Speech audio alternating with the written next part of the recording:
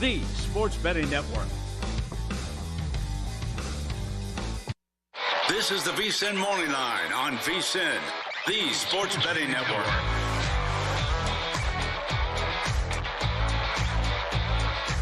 It was one of the craziest endings to an NFL game you will ever see, and we are reacting to it all. Welcome into the VSiN Morning Line. I'm Grace Remington with Michael Lombardi and Harrison Sanford. Happy Tuesday, unless you're an Eagles fan or an Eagles backer. The Eagles just running it down the Falcons' throat all night. They can put the game away with less than 2 minutes on the clock. They go to a pass play on third down in the red zone to wrap the game.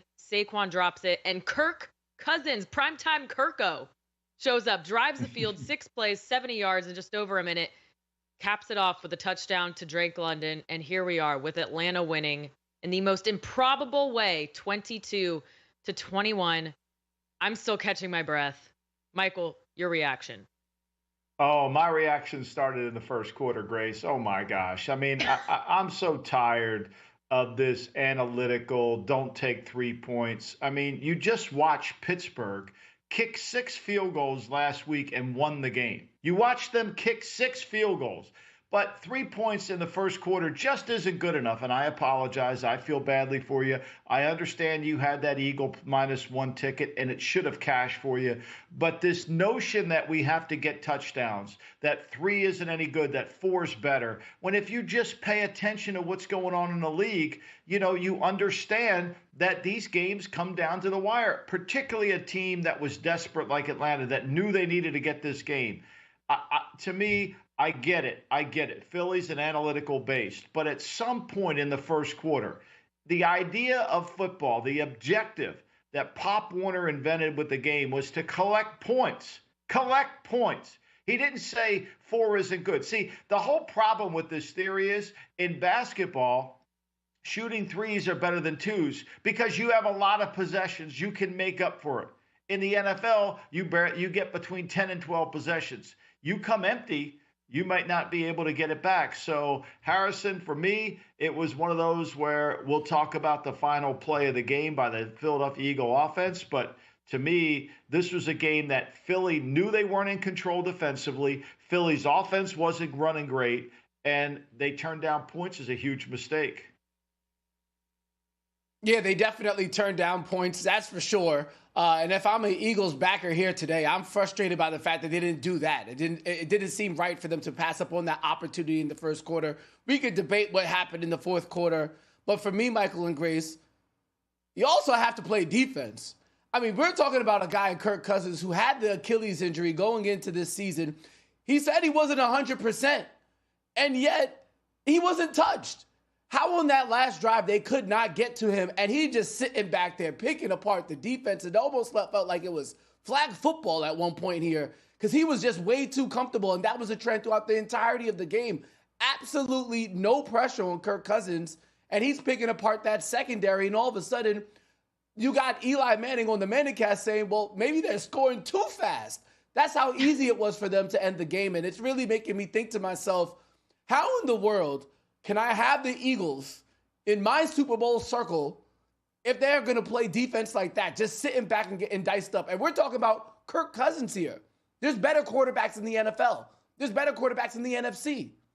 That's a bad news right there. Bad news and a very, very Harrison, bad beat, I got news for for you. There's better offenses. There's better skill players in Atlanta. I mean, if you can't slow down Atlanta, how are you going to slow down Detroit? How are you going to slow down San Francisco? Look, this whole Philadelphia, I'll give it to you. Philadelphia's all about their pass rush, right? And they're not in shape. They really aren't. They haven't been in shape in 2 years. I mean, they get tired in the fourth quarter. That's obvious. Give up 11 points, right? They let them on a 6-play, 70-yard drive when their defensive front's supposed to dominate. Their main guy who's been taking a lot of criticism, and he may not want to listen to WIP this week, is Bryce Huff, because he did nothing in the game. Now, I get it. They were doubling McCrary. They were helping McCrary on Bryce Huff every single play. But there was no pressure on Kirk Cousins for the most part of the game. And the Eagles linebackers are slow. They can't cover. And their secondary, I don't care how much they pay Slay. I don't care how much they pay Bradbury, who's on IR. I don't care how much we talk about their rookies. They can't cover anybody. They just can't. They're not a good secondary. They weren't a good secondary last year. And everybody's going to blame Vic Fangio. And certainly he has some of the blame to handle. But the reality of it is they can't generate any pass rush. And their whole offseason planning, Grace, was built around pass rush. It was built around getting this pass rush back. And right now, Josh Sweat is the only guy that actually looks like he gets pressure. And they got an inside pressure from Milton Williams. But, when you got a lead of a 6-point and you supposedly have a defensive line that's built to rush the passer, you can't lose that game. Yeah, while we're harping on Philly's defense, why are they playing prevent in the entire 2-minute drive? They're playing as if there's only 15 seconds left on the clock and the Falcons have 2 passes and a Hail Mary left. Also, Nick Sirianni. Well, maybe they thought there should have been 15 seconds left, Grace. Maybe that's what they thought. I have a feeling Vic Fangio might want to just put his 2 hands around Kellen Moore on the call. Now, we have a clip coming up on Nick Sirianni defending what he did. That ain't going to make Vic happy. I can promise you that. I know Vic too well to know that he's probably was pounding his fist on the table up in that press box. Are you kidding me? Are you kidding me? Okay, well, let's go to that play then, because they're pounding the ball down the Falcons' throat the entire game, go to a pass play on 3rd and 3. A little fluky there, right? It was a drop, but if they ran it, they could have run the 40 seconds off the clock there. I know you felt strongly about this last night. You tweeted this out last night. Still cannot believe they called a pass when the clock was their opponent. The clock, not the Falcons. And it's funny, no one mentions the 3-point they passed up earlier in the game now, which they could have. That was my exact thought in the moment, Michael, because, I had that bet. But it wasn't just the first quarter bet losing. I was like, this game is going to be decided by a field goal. That really hurt. But sorry, let's go to the end of the game and your thoughts on the passing play there. Well, the end of the game for me, to me, you have to understand what your clock's your opponent, right? So now you have the ball. You're sitting there. You got a 3rd and 3 with 1:46 to go, and they just used their last timeout. You then use a timeout to kind of get yourself collected. And then to me, at this point, the clock is your opponent, right? Because that clock is going to go all the way down. Now, and you want to kick a field goal and you want to reduce the game. See, here's what no one tells you in analytics. They don't tell you this, right? The amount of time left in the game is the amount of plays left in the game. So when you don't run those 40 seconds off the clock, you are saying to the Atlanta Falcons, here's 6 more plays we like to give you on your 2-minute drive. We're just going to give them to you. Here's 6 more plays. When you put it in the context of plays instead of clock, it becomes really clear. Now, there's analytical people out there that say, well, it was a great call. He just dropped the ball. And frankly, they should have gone for it on 4th down there anyway, because 6 points is the worst lead ever. I mean, that is stupid. Why don't you ask the greatest coach of all time what he would have done? He would have run the ball up the middle of the field. He would have kicked the field goal. He had taken the clock all the way down to 1 second. He would have called timeout. He would have kicked the field goal. He would have kicked the ball into play to make them return it, reduce it by a play. Remember, we're thinking plays, not time. That's the key to football. It's plays, not time. And so when you go ahead and throw an incomplete pass, you've just rewarded the team with 6 more plays. It's coaching malpractice, Grace. Yeah, he also didn't call a timeout at the end of that drive to give his defense a breather. I mean, I felt that was more important. Give your defense a break. Good point. Right? Yeah. Instead of giving the Falcons more time to discuss it. Well, his team's out of shape, Grace. It's been the condition. They don't work. See, they're so analytical based that everything is, it's a red day, it's a green day, it's a yellow day. We can't work them too hard. They're not in any kind of condition. They're just not. And so when the game in the 4th quarter, when you need your defensive line to play its best, if they're exhausted after 2 rushes, I mean, we're not hockey. You can't substitute on the fly. Yeah, I don't know why people are surprised about this game-leading drive. Just the fact that it was Kirk Cousins. Any NFL offense could have won that game when you give them that much time. Even the Manning brothers were talking on the Manning cast. They were saying the 2-minute drill is the easiest to learn when you join a new team. That's a day 1 install. Right. So just coaching malpractice all the way around, and huge implications for sports betting. 10% of the survivor field loses again. So That is now over 70% of entrants gone in the first 2 weeks of the season, with 6 of the top 8 week 2 selections losing outright. The Eagles covering in 2 minutes until they weren't. So obviously huge swing on the point spread there. Underdogs of 5.5 points, now 9-1 against the spread this season. And also the Saquon Barkley anytime touchdown. Remember, he was called down at the half-yard line. Jalen Hurts scores that one instead. Just brutal night for bettors. No Definitely question. brutal night. And they say when it comes down to Survivor, it's okay. You could pick the public side because you're not betting, you're not handicapping this game. You're just going for the straight money line. And it feels like if you waited till last night after watching the massacre with the Raiders, you're saying to yourself, oh, well, I could advance next week. This thing is all sealed over and done with. And then you have what happened with under 2 minutes left. It's just, I don't even know what to say anymore. It's just money burning at this point. Particularly when you're betting on the Eagles in the last 2 minutes of the game. You know, that's their 4th blown lead with under 2 minutes left since the 2023 season, which is tied for the most in the NFL. How in the world can you trust this team to win games down the stretch? How can you trust them in small spread games when they have questionable decision making? That's a question that is not in their favor, at least according to what we've seen recently. You don't trust them, but you know who we do trust? It's our guest coming up later on in the show. We have Matt Youmans coming up at 7:30 with his best bets for the week. Eric Moody at 8:45 Eastern with his waiver wire tips this week in fantasy, and Jonathan Van Tobel at 9:30 Eastern with his best bet. They're coming up soon. You're watching the VSiN Morning Line.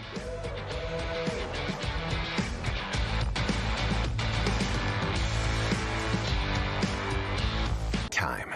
There's nothing more valuable. It's what drives everyone to make the most of every moment. We celebrate living large in the now. In a city where time disappears, we create experiences that electrify the soul and memories that will last forever. We go big, we go all night, and here, everyone is invited. So get loose and get loud. This is Circa. You'll have the time of your life. Coming up Tuesday on Follow the Money, we recap Monday Night Football. Also, Mike Barth on Survivor and the Carnage, the owner of Circa, Derek Stevens, and Paul Stone on a good college football card. Follow the Money weekdays 4 to 7 Eastern on VSiN, the Sports Betting Network. Want to see who at VSiN is on a hot streak? Go to VSiN.com/picks to see all the selections and weekly leaderboard of VSiN hosts, writers, and guests. Become a VSiN Pro subscriber and get every pick sent to your inbox daily. Just head to VSiN.com/pro. So, Paulie, have you had a chance to read the VSiN Daily yet? Yeah, came in at 3 a.m. What's Bill doing up that late? Well, rumor has it, it starts off with a 12-hour meditation session.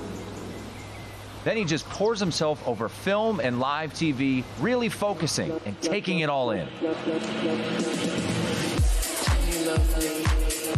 Bill's in with the biggest insiders, talking trade secrets, strategies, the whole nine, absorbing the info. And then and only then can the writing process begin.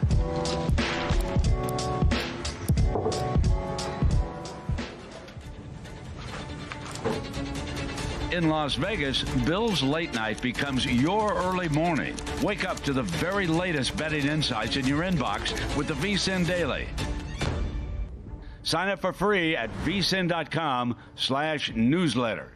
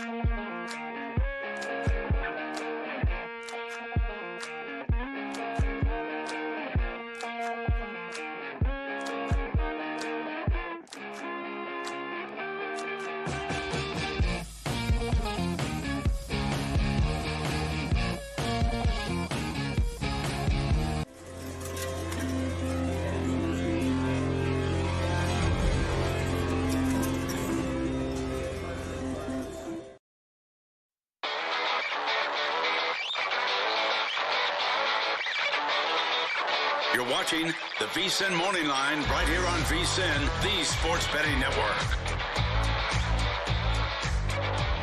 Welcome back into the VSiN Morning Line. We've been ranting about the Eagles, and rightfully so, but it could be worse. You could be waking up this morning a Carolina Panthers fan. Once upon a time, David Tepper on draft night told the Panthers fans that drafting Bryce Young would lead them to Super Bowls. Instead, the Panthers have gone 2-14 with 11 touchdowns to 10 interceptions from Young.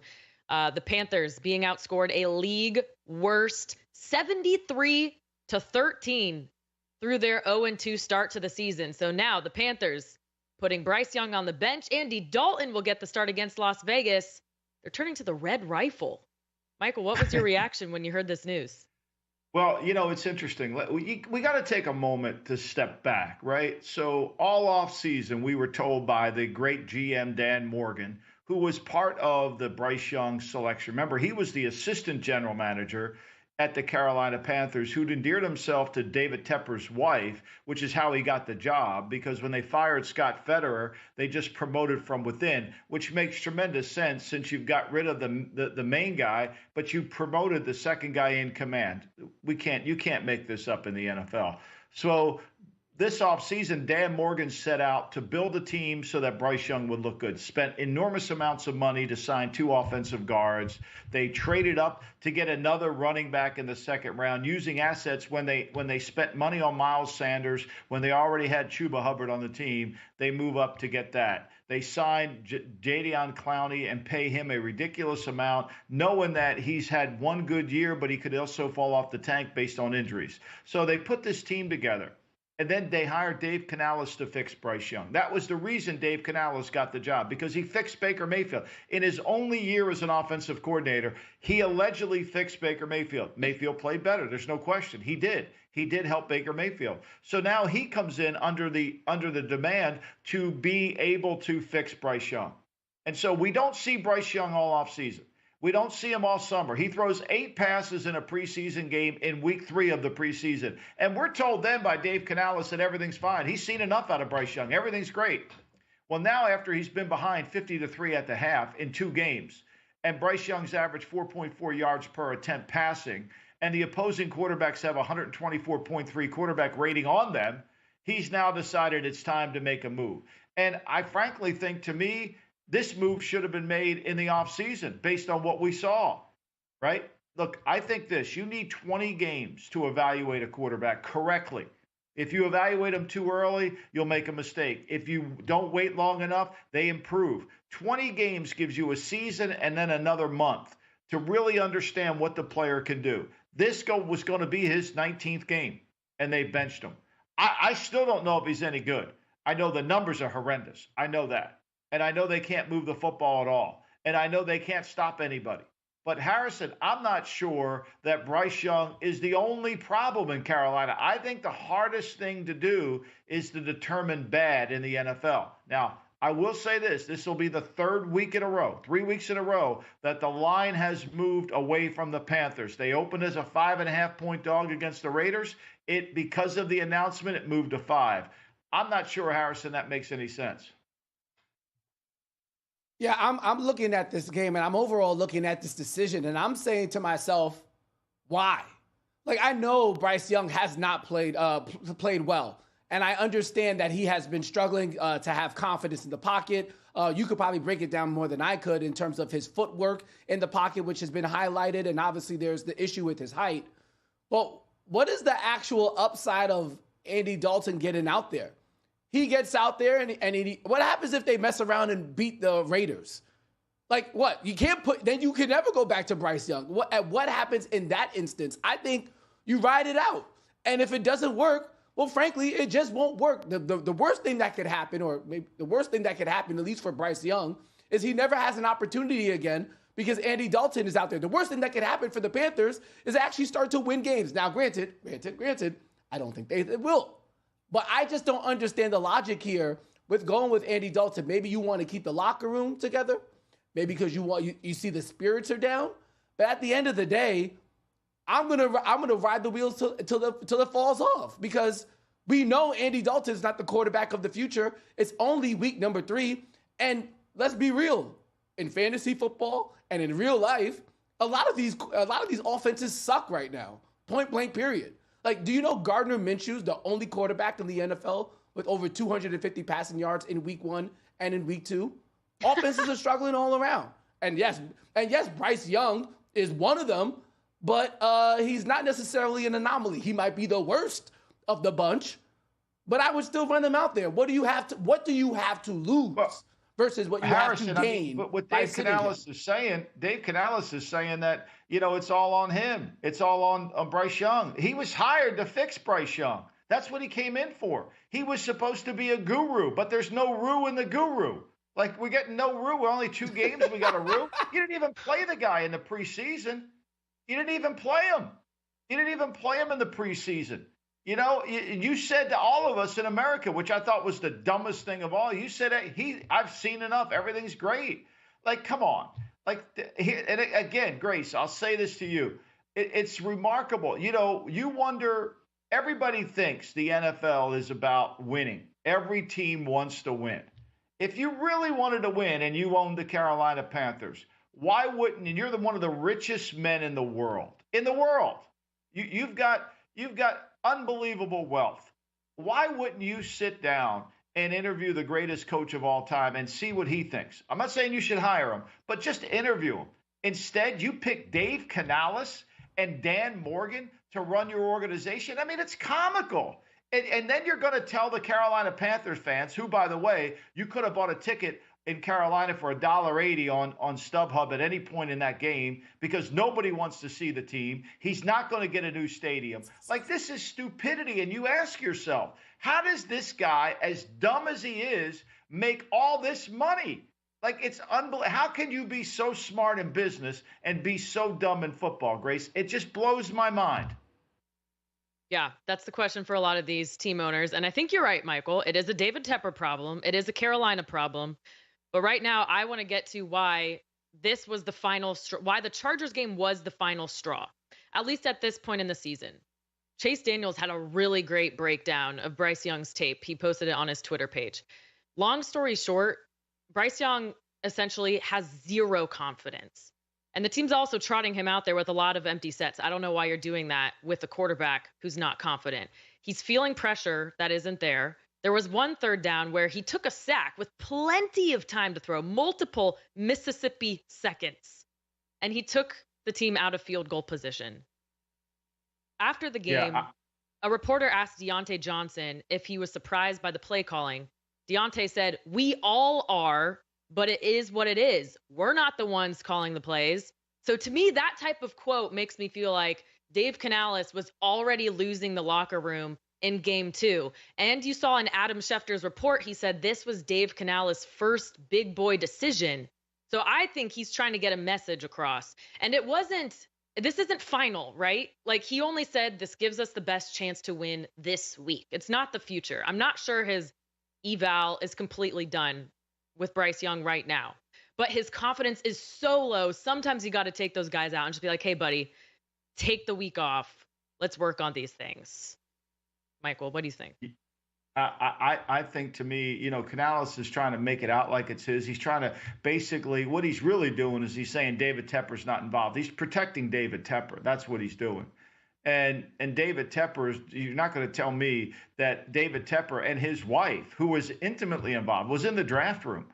I mean, you're not going to tell me that they're not involved in this decision. You're not going to tell me Dave Canales has the authority to go do it. We know Dan Morgan has all the authority in the building. And Dan Morgan and David Tepper's wife are partners in this whole thing. So to me, it's just a lot of nonsense. It just shows you that you never have to worry about the Carolina Panthers. First of all, their defense stinks. I mean, the opposing quarterback has 125.3 quarterback rating against them.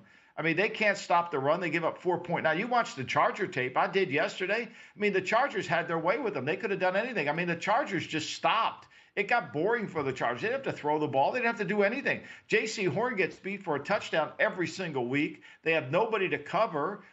Their front is not as good. They lose Derek Brown, one of their best players. So, Harrison, you can blame anybody, but at the end of the day, this is a team problem, not just a quarterback problem.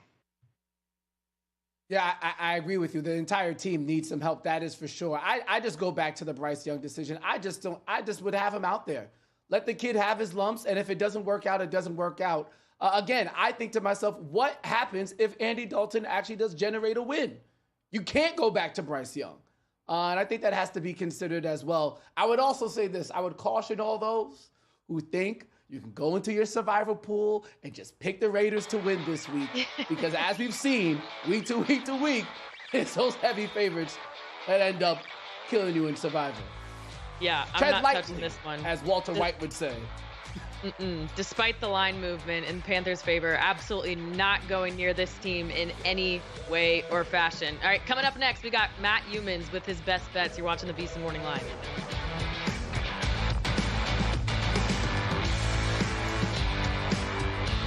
VSiN's got you covered for the start of the season with our football special. For $175, you'll get access to everything VSiN has to offer. With VSiN Pro, you'll receive daily picks straight to your inbox, detailed analysis on every game, and exclusive data like our betting splits to help you become a sharper bettor. Get all of this for just $175 through the Super Bowl. Or try a monthly subscription and get your first 30 days for only $9.99. Don't miss out on this offer. Sign up now at VSiN.com/subscribe. Don't wait until fall to start betting the NFL. Get a jump start now with the VSiN NFL Betting Guide and get prepared for this NFL season like never before. The guide has in-depth breakdowns for all 32 teams, best bets from our VSiN experts, playoff predictions, award market previews, and more. The guide is out now, and the only way to get it is to be a VSiN Pro subscriber. Head to VSiN.com/pro to sign up and join the Sports Betting Network.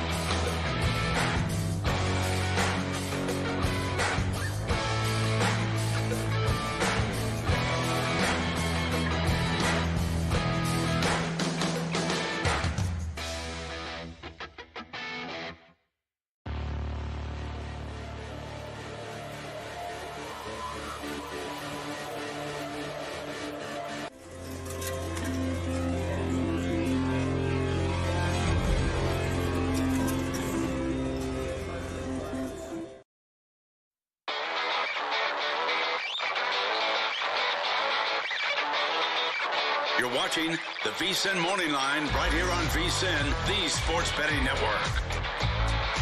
Welcome back into the VSiN Morning Line with Grace Remington, Michael Lombardi, and Harrison Sanford. Up next on the Progressive Guest Line, it's VSiN host Matt Youmans joining us with his best bets.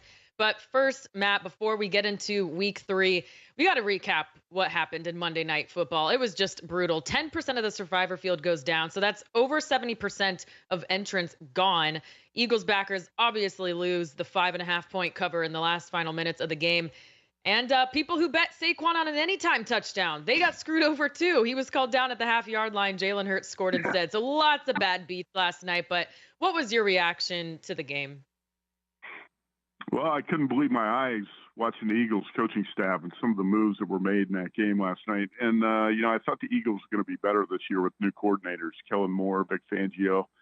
Boy, they had a bad night. Nick Sirianni had a bad night as well.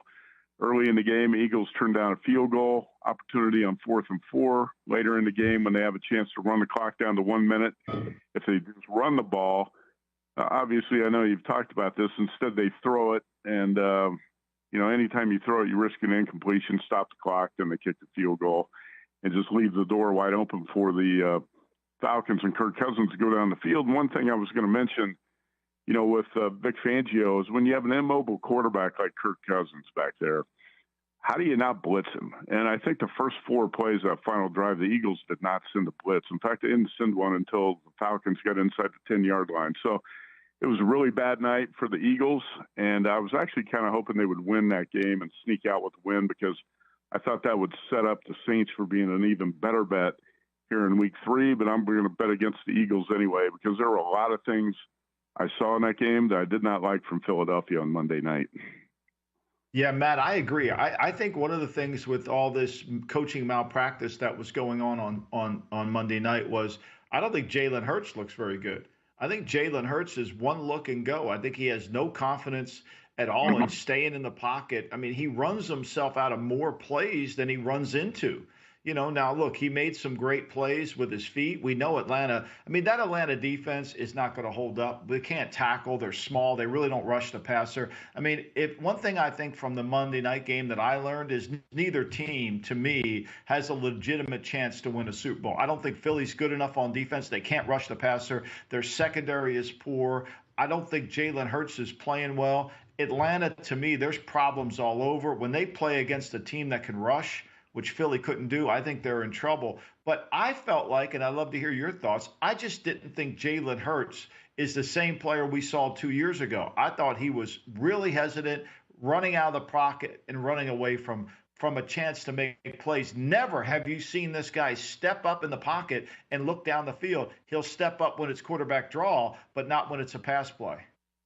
No, you're right about that. It's he's not adjusting to this Kellen Moore offense very quickly. That's for sure. Like you said, it's just one look and gone, and he runs out of the pocket. In fact, he was running a lot last night. I thought he really missed A.J. Brown, who's not out there because he didn't really utilize his receivers much, and it was kind of a one-dimensional Philly offense, and I didn't like it. The Philly D's got some issues too, and we saw that in the first game in Brazil when the Packers ran 21 times for 163 yards and 7.8 per carry. Last night, the Falcons, who didn't even use Bijan Robinson as much as they should have, 28 for 152, 5.4 yards per carry. Right now, Philadelphia's got the 25th ranked rush defense, allowing 157.5 yards per game. And there's just a lot of problems you see there, and I think those problems are going to extend to week 3 when they face the Saints, and Alvin Kamara went for 115 yards against the Cowboys on 20 carries. In fact, the Saints ran the ball for 190 yards on that Dallas defense.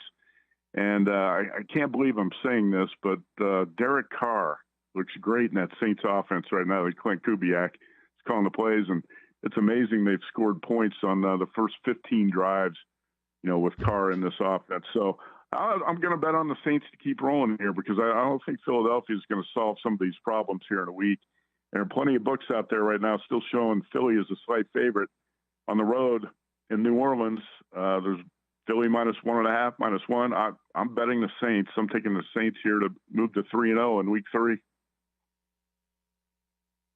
Matt, let's actually stay with that game here as we look at, and now we'll turn our attention over to the Saints. You mentioned how they've been looking at the offensive coordinator, Kubiak, but they've also gotten off to some pretty fast starts. Obviously, the Panthers helped them a lot with those interceptions. The Cowboys didn't do themselves any favors. Are you actually buying in on this Saints team potentially to win the division, or is this just a kind of a hot start thanks to maybe the quality of opponent to start the season?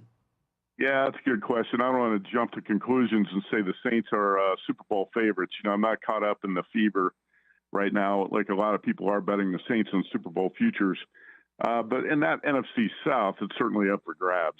And the Saints could, if you want to bet on the Saints to win the division, I'm not going to argue. I think Buccaneers, Saints, Falcons still have a shot. But, yeah, you start off and you play the Carolina Panthers, by far the worst team in the NFL right now. And then blow Dallas's doors off on the road. I think the most impressive part of that Cowboys game was the Saints were unstoppable in the first half. They had 35 points at halftime, and the Cowboys were defenseless. So, no, I'm not going to get carried away, but right now I'm going to ride the momentum of the hot hand of Derek Carr and the hot team. Hey, there's a long way to go. We're in the week 3 of an 18-week season, so you don't want to jump to conclusions. But right now I think the Saints are the hot team, and they've got things working on both sides of the football, and the Eagles do not. Let's get into more of your best bets, Matt. You're looking at the Chargers and Steelers with the Pittsburgh a 2-point home favorite. This total, the lowest of all games in week 3, bet down to 35.5. How are you capping this one?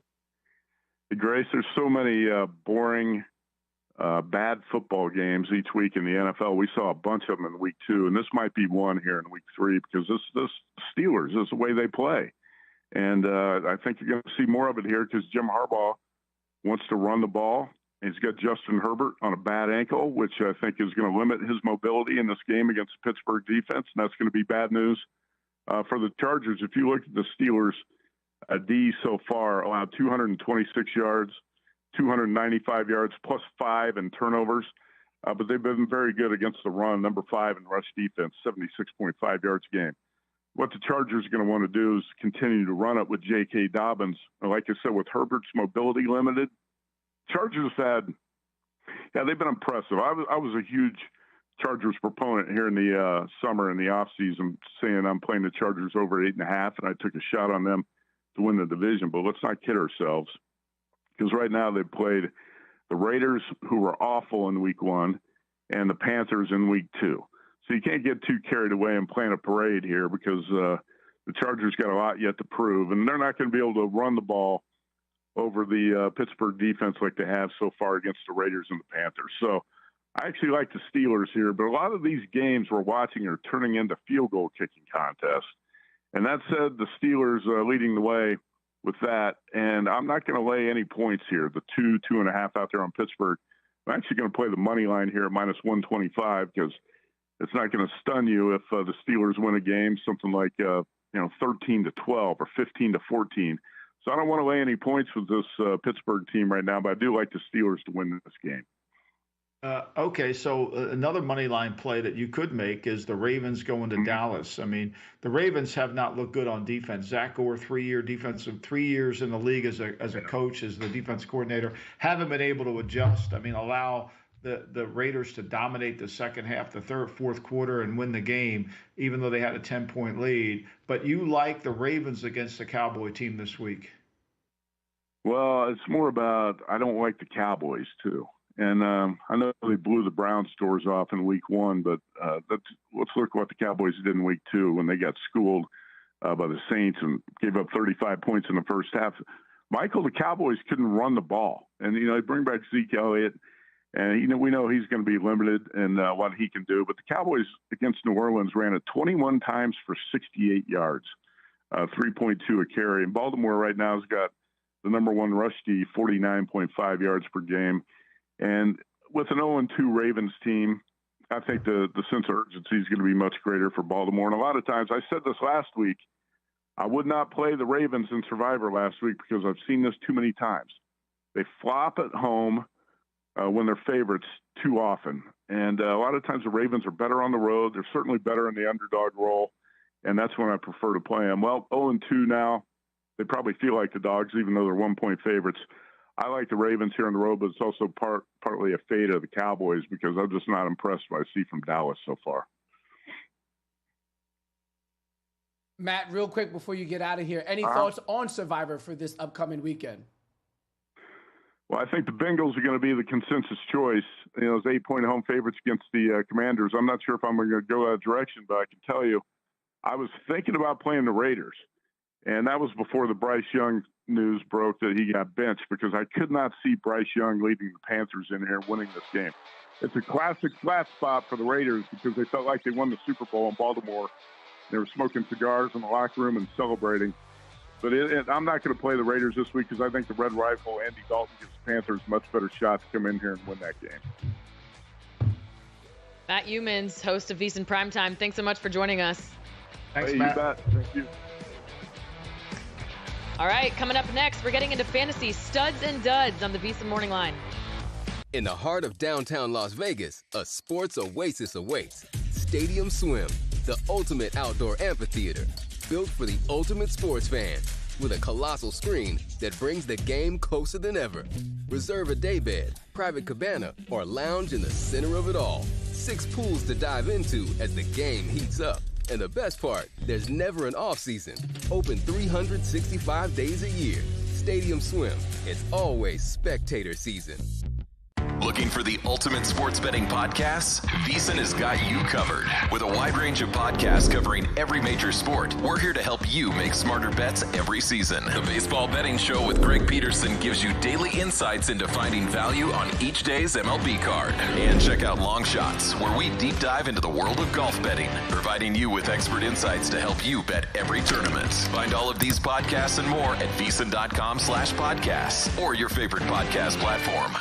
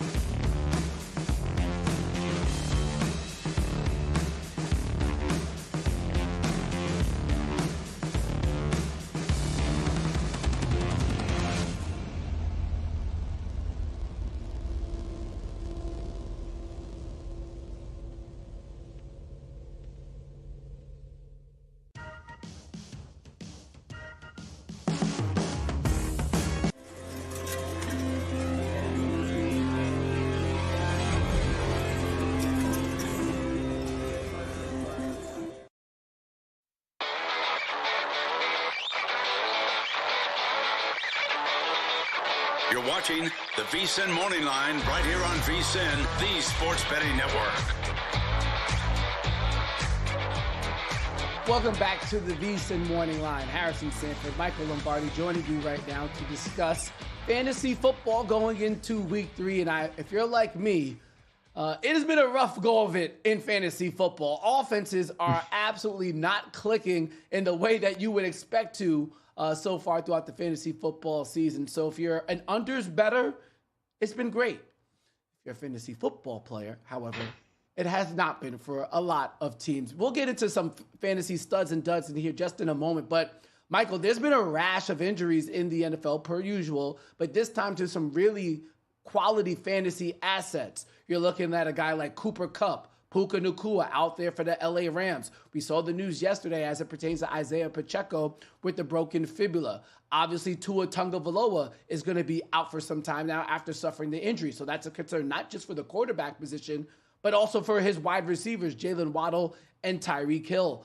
Your thoughts on any quality players that might be out there that should really be considered? Might it perhaps be a Derek Carr? Might it perhaps be a Hunter Henry at the tight end position? Might he even be a player at the wide receiver position like Quentin Johnston that had 2 touchdowns for the LA Chargers this past weekend? Well, I mean, I can't imagine Derek Carr still on the street in fantasy. I can't even begin to fathom that. I mean, like the guy has, when he's protected, he could throw it down the field.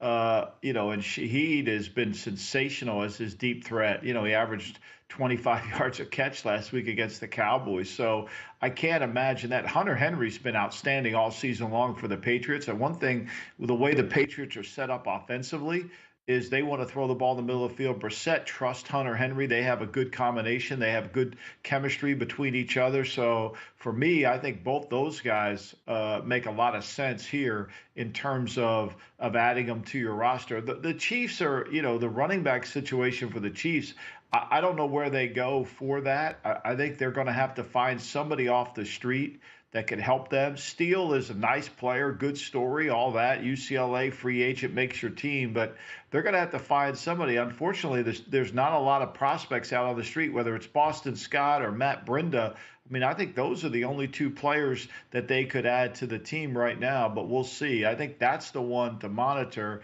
because we know Edwards-Helaire is still on the injured reserve list.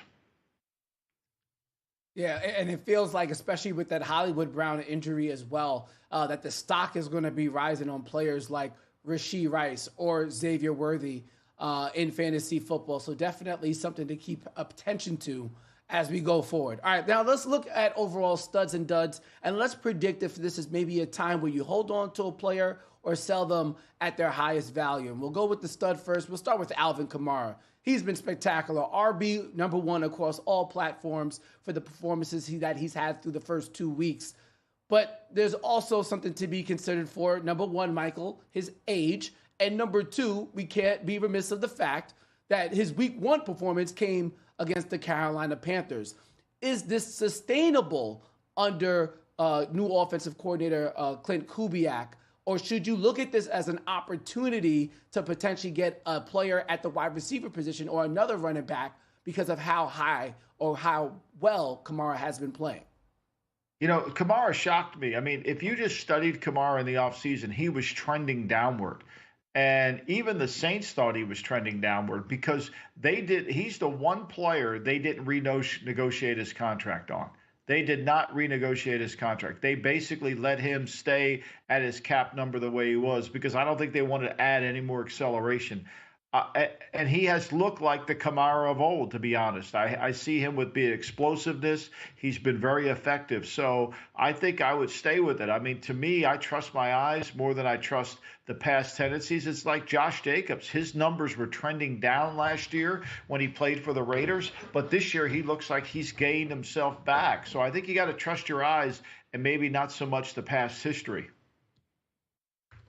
Yeah, I agree with you there. And even though, and one of the things I like to say in fantasy football as well, you also have to pay attention to how a running back or a wide receiver is set up to end the season. You could lose in week 4. You don't want to lose in week 14, 15, 16, because those are the fantasy football playoffs. And as I take a look at Alvin Kamara's schedule, Commanders, I think they're going to be a favorite in that game, so he's likely to score a touchdown probably. We saw that the Green Bay then they had the Packers after that. We saw how Green Bay has struggled against the rush, even though they won this past weekend. Jonathan Taylor was still able to rush the ball against them. And go back to week 1, Saquon Barkley was able to rush the ball against them. And then they have in week 17, they have the Las Vegas Raiders, another team that so far this year had struggled against the rush. Go back to J.K. Dobbins in week number 1. And then look this past weekend, Derrick Henry got off to a slow start, but still able to get in the end zone rushing the ball. So if you combine how Kamara's looking now with that playoff schedule, with how he's looking in this new offense, you hold on to him, even though I'm pretty sure with how he's playing, you can get some really good value. But I think the value really is in what he might be doing in the playoffs. And obviously, he's going to have to hold up his end of the bargain and stay healthy, at least for that portion of the season. All right, let's go to another fantasy stud, and let's take it to a wide receiver position, which has pretty much been down all around for the NFL. But this player has been playing at a high level, and that's Nico Collins, who's operating as if he's the number one with the Houston Texans. They did trade for Stephon Diggs this past offseason, and I think there was a concern, Michael, who's going to be the number one wide receiver in this offense, Collins or Diggs or Tank Dell, or would the target share be so spread that a guy like Nico Collins can't really be a wide receiver 1? Maybe he's more of a wide receiver 2-3, dependent upon the matchup. How would you predict his contributions going forward? Are there certain matchups where Nico can excel, whether it be a team with man coverage or zone coverage? What is your outlook on Nico Collins' value? Well, I think anytime you play the Texans, you better take Nico Collins away. You can't do what Gus Bradley did and not take him away from the game and let him have zone, free access, run down the field. The Bears did the same thing, too. To me, he's their big play. There's a chemistry between C.J. Stroud and Nico Collins that is unparalleled. They understand it. Plus, this guy is really good at tracking the deep ball down the field. So, I mean, I think to me, I don't care who Nico Collins plays, unless he goes against a really good coordinator who's willing to double him on every single play. But the problem when you do that with the Texans is now you leave Tank Dell, the slot receiver, on their own, and you also got Stephon Diggs all by yourself. So you got to have corners that can hold up against those. And I think to me, that's where people get into the problem. I think they want to try to take him away, but they can't. And so I think you have to be very careful here. Every week a matchup. Minnesota, Brian Daboll knows that he has no corner that can cover Nico Collins. He has no corner that can cover Tank Dell. So he's going to have to do it with a combination of different coverages. He can't just play one coverage. He's going to have to try to mix it up. He's going to have to try to rely on his front to win the game. He's going to try to rely on to see if this Houston Texan offensive line can protect. I think Nico will still get his plays in the Viking game. I wouldn't sit him on that game at all. I think he's going to be still effective because every week he's effective. Got a couple of duds here for you. There's probably a buy low part here, or opportunity for most fantasy owners with Tyreek Hill, with the Tua Tagovailoa injury. Mike McDaniels there, I have a feeling that they can still construct an offense that is going to make him impactful. Maybe there are some fantasy owners out there, Michael, that are down on the prospect of Tyreek Hill playing at a high level without Tua Tagovailoa. Yeah, I mean, look, I think there's an overreaction to this game. It's 5 points with Seattle. Look, I think Miami can still run the ball on Seattle. I don't think there's any question about that. The way they run the football. I mean, when you go back and watch Skylar Thompson play in a playoff game up in Buffalo, they ran the football against Buffalo very effectively in that game. So I still think Miami's offense, because they have Tyreek Hill, because you're still scared to death of everything that he can do on the field, you're worried about him making a play. So I think to me, you're still in good play with Tyreek Hill, because Skylar Thompson will throw the ball down the field. Tyreek Hill can still get open. A lot of the throws that Tua made, I think to me that Skylar Thompson can make. Now, the one difference is Tua's really good accuracy, and he's got great rhythm to his throws. I'm not sure Skylar has that, but I think there's an overreaction here. I think it's too many points for Seattle to be laying, even though they're playing at home. And I think Miami, with some rest, will get a chance to get Skylar Thompson ready to go. All right, one more question. Sam LaPorta for the Lions. Is he now the number 3 target in the Detroit Lions offense? Because we've seen Amon-Ra St. Brown get double-digit targets last week, and Jameson Williams is still getting the quality targets as well. Should we be worried about Sam LaPorta? No, I wouldn't, because I think every week is a different week. And I think, to me, when you look at, look, for some reason, they decided to throw the ball 53 times. I don't understand why they did. But to me, when they threw it as much in a drop-back pass game, I think that takes LaPorta out of it a little bit. I still think LaPorta is going to be really good. Yep, I could see him maybe functioning better in a play-action type of system, or definitely not how the Lions were operating this past weekend. We'll have more fantasy football throughout the course of the show, but when we return right here on the VSiN line, it is going to be more Monday Night Football reaction to the Eagles' loss.